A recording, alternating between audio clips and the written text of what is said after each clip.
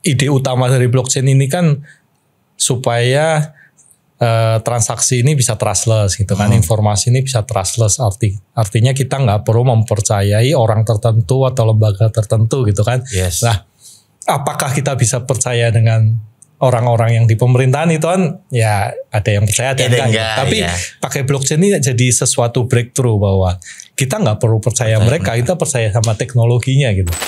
Halo Builders, selamat datang kembali di Blog Dev Talk, sebuah podcast yang akan mengulas proyek-proyek menarik, tren terkini, potensi keren yang dihadirkan oleh Web3 dan juga blockchain. Saya selaku host kali ini, dengan nama saya Green Man Ron, yang akan menemani Builders di podcast kali ini.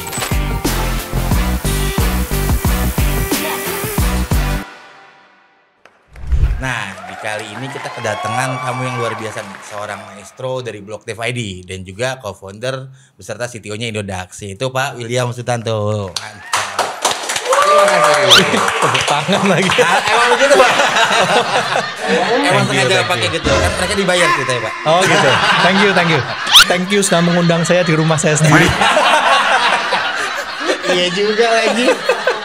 Bener ya. Jadi kita podcast ngundang Bapak di tempat Iya, di rumah saya sendiri. Tapi sehat, Pak? Sehat, alhamdulillah. Lari terus ya, Pak? Tadi pagi nggak lari, capek soalnya. Oh, capek. Ada capeknya juga, Pak? Iya, sibuk banget. Saya kira nggak ada capeknya, Pak. Oke, sebelum kita ngobrol banyak, aku rasa mungkin background teman-teman udah pada tahu nih gitu. Nah, mungkin yang aku mau tanyain di sini adalah awalnya nih, Pak, menginisiasikan Block Dev ID itu based on apa sih, Pak? Awalnya mungkin karena kegelisahan. Gelisahan, ya. Oke. Iya. Geli-geli gitu ya. Geli-geli bahasa. Ya, nggak, maksudnya lihat di Indonesia kayaknya buildernya dikit doang gitu, yang fokus ke blockchain. Memang di Indonesia ini banyak yang trading kripto kan, banyak yang ngerti kripto, banyak yang tertarik untuk masuk ke industri kripto. Tapi ternyata orang yang punya kemampuan untuk nge-build itu dikit. Yes. Ya, jadi developer. Kalau kita lihat project-project yang di Indonesia mungkin secara relatif juga mungkin agak kurang lah jika dibandingkan dengan project-project yang ada di luar negeri, yang di global gitu.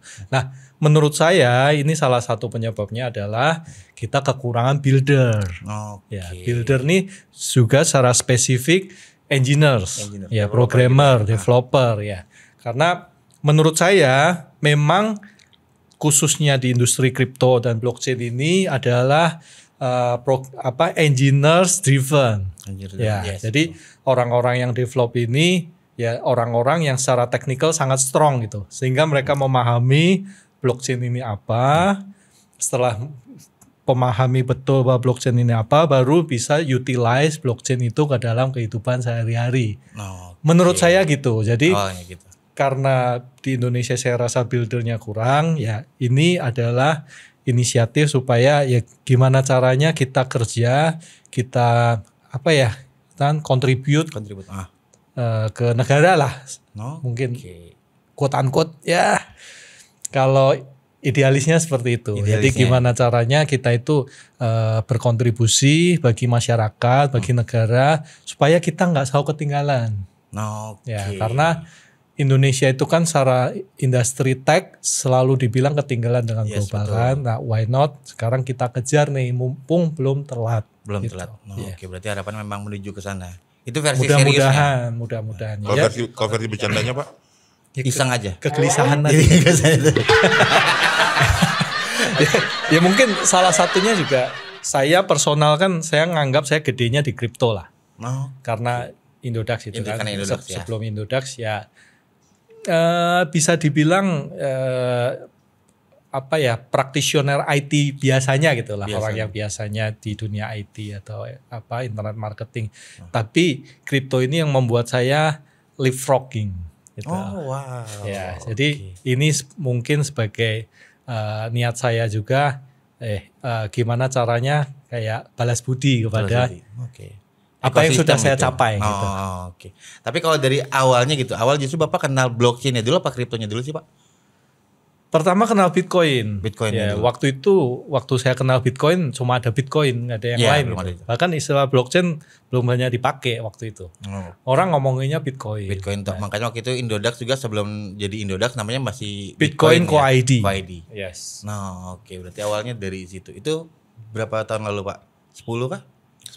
Saya kenal Bitcoin 2012. 2012. 12 tahun. 12 tahun lalu. Ya. Lumayan. Oke. Lumayan lah, udah lumayan tua lah. Kamu usia berapa? Tapi nggak sama kan Pak umurnya Pak? Hah? Nggak sama Nggak kan tahu, Pak? umur berapa? 41 Pak. Hah? Enggak 39 aku Pak. 39. Dia seumuran lah. Ya seumuran. Kayaknya nggak sih? Seumuran. Seumuran sama jauh Pak Oscar. Seumuran. Seumuran. Masa beneran Pak? Ya. 85. 85. Pak Oscar 85 juga. Oke. Kok tapi kayak kelihatan gue lebih tua ya? Gak tau, boros. Sama Pak. 85. 85 ya. Mainnya nggak beres ya. Oke, lalu kita ngomongin balik tadi gitu ya, crypto, blockchain, ekosistem. Berarti kan banyak hubungannya ke pemerintah nih Pak. Gitu. Nah, lalu tentang kehidupan sehari-hari gitu kan tadi Bapak bilang signifikannya gitu menurut Bapak apa sih yang bisa diimplementasi gitu dengan bantuan dari pemerintah khususnya Indonesia gitu ya? Kalau di pemerintah ya banyak ya yang bisa diimplement. Literally semua kementerian bisa implementasi blockchain sih. Karena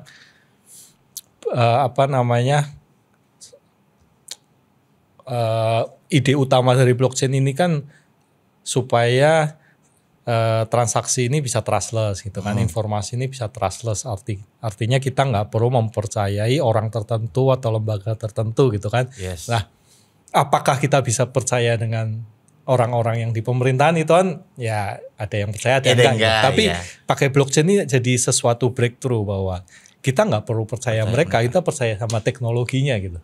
Ya, jadi kalau di Indonesia kan terkenal apa-apa harus ordal gitu. Iya, betul. Ordal. Atau KKN atau apalah. Nah, ini adalah satu teknologi yang bisa mengubah negara ini. Flow-flownya berarti udah nggak perlu ordal, selip-selipin gitu. Diimplementasikan. Nah, itu ya dari segala lini mungkin bisa dipakai, mau itu voting, pemilu.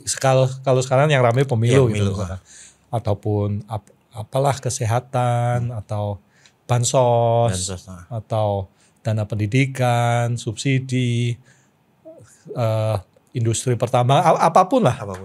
Mostly memang sebenarnya bisa ya, tinggal dari mereka aja mau apa enggak gitu kan. Mau apa enggak. Ya memang debatable, blockchain sendiri masih baru lah. Ya. Belum terlalu lama lah. Maksudnya kalau dibandingkan dengan industri komputer secara general atau internet itu kan relatif sangat mudah gitu. Jadi secara teknologi dianggap belum mature, it's okay itu. Tapi at least kita sudah bisa inisiasi sih. Oke, paling enggak udah ada apa ya? Mungkin mereka bisa riset dulu, find out gitu kan ke depannya harus pakai di mana gitu. Nah, tapi kalau menurut Bapak sendiri gitu dari semua banyak aspek lini gitu ya, yang kira-kira mungkin menurut Bapak sangat krusial gitu ya. Yang udah harus segera dimasukkan gitu atau menggunakan teknologi blockchain lebih ke mana sih Pak? Mungkin industrinya? Yang paling krusial mungkin di ID dulu ya. Di ID, oke. Ya, decentralized ID. Yes. Ya, karena ya itu sebagai mungkin hulunya ya, hulu atau hilir ya? Hulu ya, awal ya. Hulunya supaya semua ini bisa di blockchain-kan, ya kan? Awalnya mesti di ID dulu, identitas dari masing-masing warga negara Indonesia itu punya identitas di dalam blockchain. Ya, jadi dari KTP-nya sudah embed ID blockchain-nya apa gitu. Nah, setelah itu enak tuh mau itu bansos itu misalkan atau data kesehatan atau bahkan voting itu. Kalau sudah ada ID-nya ya mereka tinggal tanda tangan digital melalui aplikasi voting. Jadi basic dasar dari situnya dulu. Kalau votingnya lewat blockchain sudah nggak ada quick count segala macam karena langsung auto. Ya, begitu selesai ya sudah hasilnya keluar. Hasilnya di situ real count. Dilihat di Etherscan atau apa gitu kan langsung kelihatan. Yes, bener-bener. Nah terakhir kan kalau nggak salah aku juga baru dapat kemarin tuh ngecek infonya gitu kan sosial media. Abis dari iktp mereka mau berubah lagi nih Pak jadi KTP digital gitu. Dapat sempat dengar nggak kayak gitu? Dengar. Nah, ya. Tapi yang menurutku sendiri gitu, aku bahkan sampai komen gitu. Ketika kita ngomongin KTP digital, kita regis bisa online. Tapi untuk verifikasi kita harus datang lagi ke tempatnya mereka sendiri masing-masing gitu loh. Dinas penduduknya masing-masing kayak gitu. Kalau pandangan Bapak, is it good atau memang sebenarnya sama-sama aja nggak sih? ketika mereka merubah jadi iktp jadi KTP digital kayak gitu? Ya benernya sudah one step further dari semangat. Dari semangatnya. Digitalisasi sekaligus memblockchain-kan identity dari masyarakat gitu. Ya memang mau nggak mau, maksudnya masalah identitas atau digital identity kan bukan masalah teknologinya aja. Ya. Karena physically orang itu ya memang fisik gitu. Ya, tetap butuh dilihat ya. Kita kan hidup di dunia fisik gitu kan, Iya bukan di dunia maya gitu. Jadi ya memang verifikasi paling awal ya mesti datang, mesti verifikasi gitu. Biometrik segala macam. Ya, tapi harapannya benernya setelah itu semuanya bisa digital. Yes, harusnya. Kalau aku sih mikirnya Amin ketika ini pendapatku ya gitu. Kalau kita ngomongin KTP digital, ketika udah move kan nggak perlu data, Amin. Kita sudah bisa video call nih untuk verifikasi. Sebenarnya kan udah bisa menggunakan itu kan. Karena lately kayak sekarang aja perbankan kan udah bisa tuh buka rekening tanpa harus datang kan. Bisa video call. Nah, maksud aku jadinya merasa kayak pemerintahnya nih kan bisa dihilangkan sebenarnya verifikasi yang ketika harus datang lagi nih gitu. Betul. Anggaplah mereka tinggalnya di luar Jawa gitu kan, kerjanya di Jawa kan repot lagi nih. Ya. Gitu. Cuman ya balik lagi ya, semoga pemerintah nonton juga ya, Pak. Iya, gitu, ya, biar kita step by bisa step diajak. lah. Ini udah step yang bagus lah Bagus. bahwa KTP ini digitalisasi. Nah, oke. Tapi ya ada yang bilang KTP kita sudah open source, nggak tahu. Karena kan terakhir dari yang itu Pak, yang iktp kan, yang kebongkar tuh pakai outsourcing, bukan dari orang Indonesia kan? Iya. Ya mudah-mudahan dengan berubahnya KTP menjadi dengan apa sekarang? KTP digital. KTP digital, ya datanya bisa lebih rapi lagi. Semoga. Nanti kalau bisa ke blockchain, harusnya secara konsep sih lebih rapi lagi. Gitu. Karena di blockchain kan ada Zk Snark gitu kan. Dimana selain dia untuk scalability, dia salah satu fungsinya adalah untuk privacy. Yes, tetap ngejaga bisa, sekalipun blockchain tetap ada bisa privacy yang di setupnya gitu kan. Yes. Oke, jangan lupa ya Bapak Ibu pemerintah yang duduk di sana, nanti hubungin BlockDev gitu ya kan, jadi biar deploy-nya pakai kita Pak. Iya. Iklan dulu Pak dikit, biar KPI-nya dapat, tapi bisa laporan ke Bapak. Oke, lalu kalau kita ngomongin tadi pemerintah, industri udah. Nah, regulasi nih Pak, mungkin ini nyambungnya sedikit ke Indodax gitu ya. Regulasi pemerintah kan saat ini masih hanya seputar exchange ya, kayak gitu. Mungkin regulasi untuk buildersnya belum ada gitu. Nah, kalau dari pandangan Bapak, kira-kira pemerintah sudah menuju ke sana nggak sih Pak untuk creating regulasi? Ya kalau regulasi untuk builder mungkin emang nggak perlu diregulate dulu sih. Ngapain diregulate juga? Industrinya juga belum terlalu berkembang gitu. Memang industri yang gedean sekarang baru kriptonya. Ya wajar sih bagi pemerintah untuk tidak meregulasi, karena regulasi itu dua mata pedang kan. Yes. Bisa baik memproteksi konsumer, tapi di lain sisi membatasi juga para developer ini untuk berkreasi gitu. Jadi saya rasa wajar. Kalaupun nanti ada regulasi, mungkin lebih ke supaya project ini nggak tiba-tiba ngilang, nggak rapuh, gitu sih. Oke. Karena terakhir dari teman-teman builders gitu yang aku kenal, ngobrol segala macam, justru mereka jadi merasa agak kurang bisa ketika mau expand gitu, eksplorisasi, karena ketika takutnya nanti jatuhnya efeknya tiba-tiba mereka digetok gitu oleh regulasi gitu, jadi mereka juga agak terbatas. Nggak masalah sih, aman-aman aja, gas aja. Menurutku yang penting tuh bukan regulasi kalau sekarang. Yang penting itu pemerintah memberikan support, bisa lewat katakan keuangan, ya kasih grant.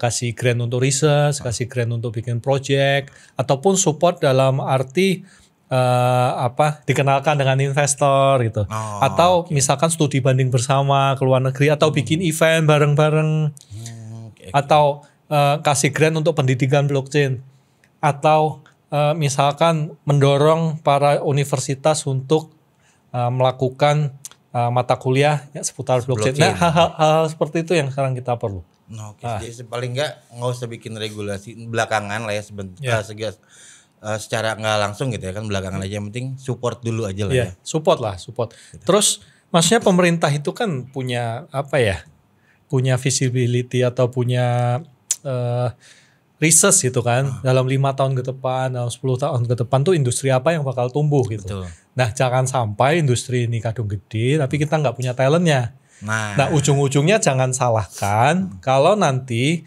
para pekerja di industri ini akhirnya kita mesti impor. Nah itu kan yang sering terjadi gitu kan. Betul. Kayak sekarang tiba-tiba nikel harga naik gitu. Terus perusahaan-perusahaan pabrik-pabrik pada dibuka di Indonesia untuk tambang nikel. Kemudian TKA yang masuk sebagai pekerja terus dari Cina gitu. Ya nggak bisa disalahkan karena memang yang bisa mereka duluan gitu. Sekarang kita baru pelan-pelan nyusul gitu kan. Tapi ini bisa di planning benernya. Kita memprediksi bahwa nikel akan naik dalam 10 tahun ke depan gitu. Harusnya 10 tahun ke belakang orang diajarin dulu. Dikasih beasiswa gitu misalkan. Betul. Ya kan? Harusnya. Betul. Jadi ketika boom udah siap kita. Udah ready. Nah, berarti jatuhnya Blok Dev pun juga sedang mempersiapkan hal itu berarti bisa dibilang kan. Ya cuma kan kita resource-nya terbatas. Nggak kayak pemerintah gitu. Iya. Kalau pemerintah kan tinggal teken duitnya keluar. Kalau kita kan ngeden nggak keluar duitnya. Nah, kita cari. Soalnya kemarin juga kebenaran habis datang kan tuh yang event Kominfo itu kan segala macam. Justru menariknya aku dapat research-nya dari mereka ya. Mereka bilang SDM-nya di Indonesia kurang. Dan bahkan mereka bilang justru skillnya yang sudah ada itu tidak mumpuni. Lalu kedua menurutku agak beda ya dari yang aku tahu. Dan yang kedua salary-nya mereka masih bersaing as in mungkin warga-warga Indonesianya mintanya terlalu besar kayak gitu. Nah kalau yang dari aku tahu gitu yang sudah expertise-nya sudah tinggi gitu ya developer senior justru mereka malah yang nggak mau being part of project Indonesia. Gitu. Kayak contoh ya mungkin Masian kan Bapak juga tahu kan. Dia juga lebih milih ya udah mendingan gue jadi leadnya di luar gitu karena bayarannya lebih gede gitu. Lalu ngomongin skill dia juga lebih mumpuni gitu. Nah, kemarin aku sempat berdebat itu kan sama Kominfo. Mereka sempat bilang justru malah mendingan kita bikin sertifikasinya dulu. Ya. Gitu. Mereka ada rencana mau bikin seperti itu. Ya semoga enggak cuma wacana ya gitu biar jadi lanjut terus sertifikasinya. Gitu. Menurutku enggak apa-apa. Bahkan katakan nih sekarang kita punya banyak talent, kita nurturing itu banyak talent, mereka nggak mau kerja di project lokal, it's okay gitu. Yang penting kita punya talentnya dulu. Tetap gas nanti terus. Akan ada saatnya ketika industri ini boom, mereka mau balik. Bener. Bisa. Ini kayak industri perfilman atau game di Cina, nggak tahu. Mereka orang-orang Cina yang expert di bidang grafik, terus di bidang syuting, rekaman gitu kan mereka ini sebelumnya kerjanya di Hollywood. Ya kan? Tapi suatu saat ketika pemerintah memanggil dengan kebijakan akhirnya mereka balik. Talentnya jadi ada gitu. Berarti biarin dulu aja ya. Iya. Once Indonesianya ready pun juga baru kita build buat Indonesianya kan. Betul. Gitu. Ya suatu saat pasti ada lah. Maksudnya dulu pun sebelum startup di Indonesia ini gede ya orang-orang Indonesia yang pinter tech itu kan ya kerjanya di Silicon Valley sama aja gitu. Tapi akhirnya mereka balik ke sini, mereka bisa bikin startup di sini kan. Yes, bener. Ya better kayak gitu paling nggak at least balik lagi ya SDM-nya dulu yang kita siapin. Betul. Nah kalau untuk mass adoption sendiri gitu ya harapannya Pak Wil gitu ya mungkin kalau tadi kita udah bahas harapan koneknya ke pemerintah gitu. Kalau harapannya Pak Wil sendiri ke masyarakat Indonesianya gitu. Melihat dari literasinya kan mereka semua masih di bubblingnya, masih di trading aja nih Pak ya. Kayak gitu. Harapannya bisa kayak gimana sih masyarakat Indonesianya? Ya harapannya banyak yang belajar, banyak yang nge-build lah. Balik lagi jangan cuma konsumsi aja, tapi bikin sesuatu. Mau kecil juga gak apa-apa. Belajar dulu, bikin sesuatu. Mau ada gunanya, nggak ada gunanya, mau meme coin, apapun lah. Tapi yang penting coba dulu. Karena dengan mencoba-coba ini, baik yang berguna maupun tidak berguna, minimal ngerti dulu konsepnya blockchain ini seperti apa. Kemudian ketika suatu saat dia itu punya ide, bikin sesuatu yang berguna, ya itu dia sudah punya pemahaman dan skill untuk develop gitu. Mau itu sendirian, mau itu bareng-bareng ketika ada temen yang ngajakin atau nanti ada program dari pemerintah atau ada hackathon yang kayak kita sudah adakan 2 kali gitu kan. Gitu. Paling enggak kayak gitu. Jadi mungkin ya niatnya aja sih buat teman-teman builders gitu. Karena Blok Dev juga kebenaran kita sudah buka nih untuk course-nya di website kita bisa mampir. Ada knowledge base yang memang benar-benar kalau memang teman-teman non-tech gitu ya, mau belajar paling nggak dasarnya dulu wallet apa, blockchain apa, layer 1 apa, itu bisa baca di sana. Lalu kalau udah mau nyampe course-nya yang udah masuk ke coding-codingan, kita juga udah ada beginner course-nya. Tinggal dicek aja ke websitenya BlockDev. Jadi iklan dulu dikit lagi, Pak. Mantap. Oke. Nah, aku mau geser sedikit nih Pak ke Indodax Pak. Berarti kan Bapak bilang tadi 12 tahun berarti sudah kenal Bitcoin dulu segala macam. Lalu creating Indodax habis dari situ. Sekarang Indodax udah mau berapa tahun sih Pak? 10 tahun? Sudah 10 tahun. Sudah 10 tahun. Tahun ini udah 10 tahun. Sudah, Februari ini. Nah, kalau challenge-nya sendiri balik tadi regulasi gitu ya, exchange segala macam. Tantangannya gitu ya Pak menurut Bapak kayak untuk Indodax sendiri kan jadi pionirnya gitu kan, exchange pertama di Indonesia.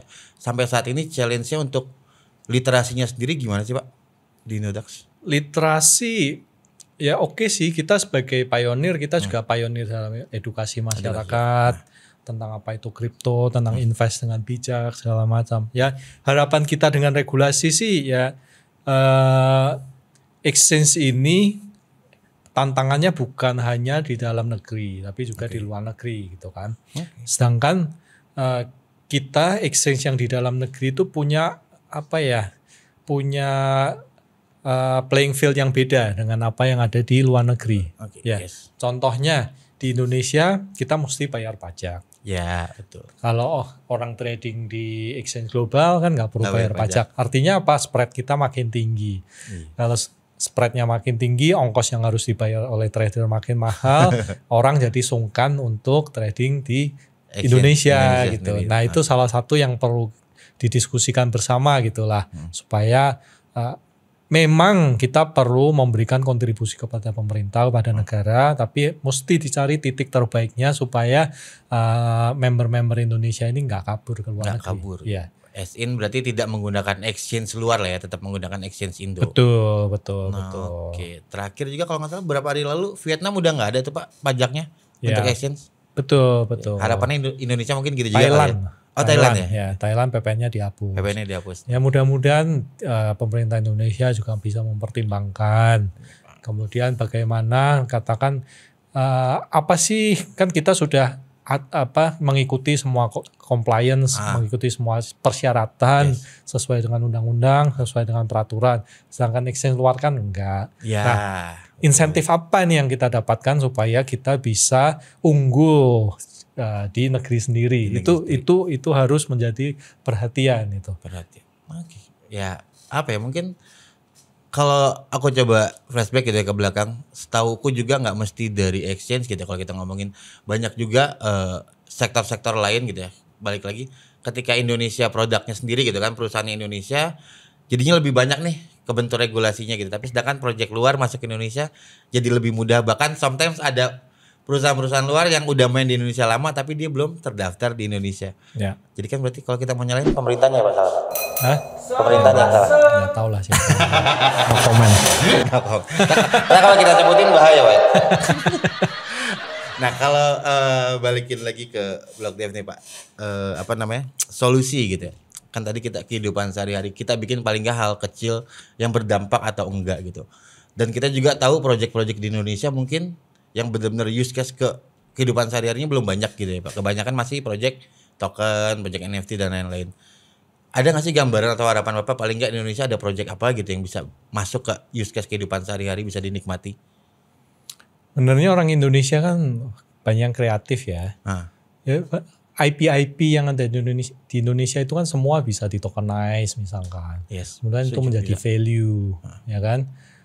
Terus misalkan Indonesia ini punya banyak sekali aset kayak tanah, ya kan, jalan tol apa segala macam ya. Kalau itu mau kita manfaatkan, sebenarnya kita bisa cari investor, dan investornya itu ya dalam bentuk blockchain, dalam bentuk token gitu. Kita bisa dengan mudah kalau ada usahanya, ya kan, ada usahanya ya, untuk cari investor. Ya. Oke, cari investor as in crowdfunding kah atau memang investor awal? Crowdfunding. Nah, ngomongin crowdfunding ini juga menarik. Indonesia ini adalah salah satu negara yang sangat terkenal dengan koperasinya. Nah, setuju, menarik. Dan semangat koperasi ini sangat sangat relate dengan semangat yang di dalam blockchain. Gimana kita crowdfunding, kemudian semua keputusan yang ada di koperasi itu bisa dihimpun, di voting, diputuskan bareng-bareng dalam sebuah forum. Setuju. Itu sama dengan konsep DAO yang ada di dalam blockchain. Betul. Jadi konsep yang ada di koperasi itu bisa plek-keteplek, di-copy ke dalam blockchain, kemudian didigitalisasi untuk supaya impact-nya lebih besar, supaya member dari koperasi ini makin besar. Ini salah satu yang bisa digarap sebetulnya di Indonesia. Tahun kemarin atau setahun lalu sebenarnya itu udah ada, Pak.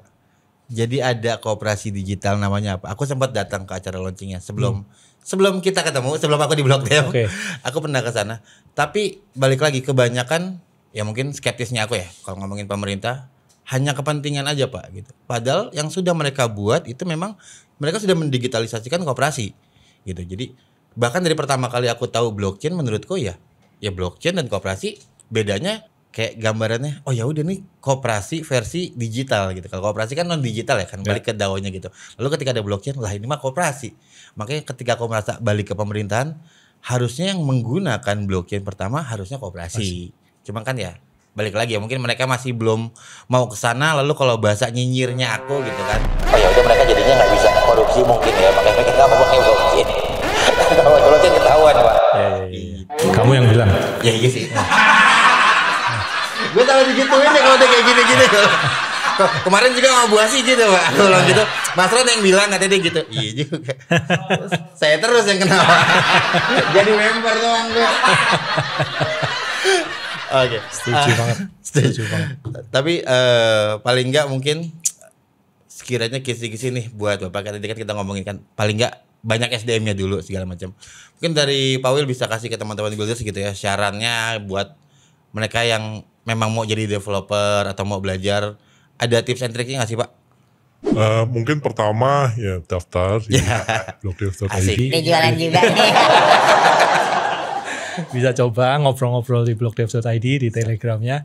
Terus setelah itu ya ini coba aja lah develop apapun gitu. Coba-coba aja, iseng-iseng. Pokoknya ada narasi baru kayak sekarang, YASI 404. Yes. Bikin aja udah random. Laku nggak laku bodo amat itu. Yang penting cobain dulu. Kalau laku alhamdulillah dapat duit kan. Iya. Kalau nggak laku ya udah belajar gitu. Toh ongkosnya berapa sih bikin kayak gitu? Ya paling ongkos belajar waktu gitu kan. Ya betul. Ya paling kalau kursus berbayar ya, kalau nggak berbayar bisa Blogdev ID. Kalau mau berbayar ya di Udemy atau apa, ya paling berapa sih ongkosnya? 200.000 paling. Masih segitu-segitu aja. Iya. Jadi tinggal niatnya aja berarti, Pak. Tinggal niatnya. Itu belajar juga gampang kok. Solidity itu gampang. Gampang kan buat apa? Bapak kan tapi secara pemrograman Solidity itu gampang. Kalau dibanding Golang, dibanding Golang, itu betul. Jauh. Tapi kalau kita balik, Pak, anak-anak developer non Web3, mereka justru lebih gampang Golang. Oh gitu? Lebih sering gitu. Kayak temanku juga developer non Web3 gitu kan, anak-anak didikku. Ya anak didik lagi. Anakku, mereka ketika mau pakai Laravel itu pun masih bingung. Gitu. Tapi ketika mereka used to-nya Golang, ya mereka itu used to-nya pakai Golang justru di awal. Itu yang ngajarin yang salah soalnya. Ya bukan saya, Pak. Dia kerja dulu, Pak. saya ngajarinnya kan outer gitu. Makanya bilang pakainya Solidity gini-gini, kamu pakainya apa? Aku pakainya Golang. Ya, gue justru mau belajar Golang malah susah. Dia udah tahu duluan. Iya, gitu. Ya, tapi untuk orang-orang yang sudah pernah belajar pemrograman, Solidity itu gampang. Gampang. Orang tinggal ngetik doang ya. Tinggal ngetik. Pakai coding diketik bener kan, Pak? Pakai ChatGPT juga ya. Nah, iya kita juga aja. Oke, sudah lumayan lama kita udah ngobrol, sudah hampir 2 jam 3 jam. Makasih, Pak. Bohong. 30 menit doang, Pak. Mungkin bisa sedikit ada pesan-pesan closing statement dari Bapak buat teman-teman builders yang mau disampaikan. Pesan kesan apa ya? Bagi-bagi airdrop gitu, Pak. Gak ada. Justru kita butuh dana buat ngembangin blogdev.id. Oke, jadi karena Bapak saya yang minta gitu kan. Jadi yang mau endorse boleh silakan, kita cari dana. Kita buka sumbangan gitu. Ya mudah-mudahan kalau ada komunitas, kalau ada apa ya, orang-orang yang sama-sama semangat untuk ngembangin blockchain di Indonesia, ya mari kita bisa kerjasama ngembangin bareng lah. Siap. Mudah-mudahan kita nggak tertinggal dari negara lain.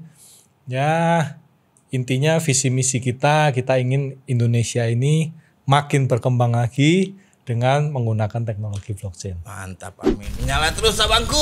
Iya. Ya, gue udah tahu pasti lanjutannya itu. Nyala terus ilmu padi gitu. Gue nggak tahu apa maksudnya. Oke, terima kasih banyak lagi Pak William sudah mampir di podcast kita, di mana kita podcast di rumahnya beliau sendiri gitu kan. Jadi mampir ke rumahnya dia, beda kamar gitu. Terima kasih juga buat teman-teman builders yang selalu setia menonton podcast kami. Jangan lupa untuk terus mengikuti perkembangan dunia Web3 dan juga blockchain bersama kami. Bisa join di Telegram kami atau masuk ke website kami blockdev.id. Nanti di sini kita bisa belajar bareng, ada knowledge base, ada course-nya juga. Dan juga bisa cek sosmed kita seperti Instagram, Twitter atau X dan juga di YouTube-nya. So, saya Green Man Ron, izin pamit untuk podcast kali ini. See you builders. Terima kasih, Pak.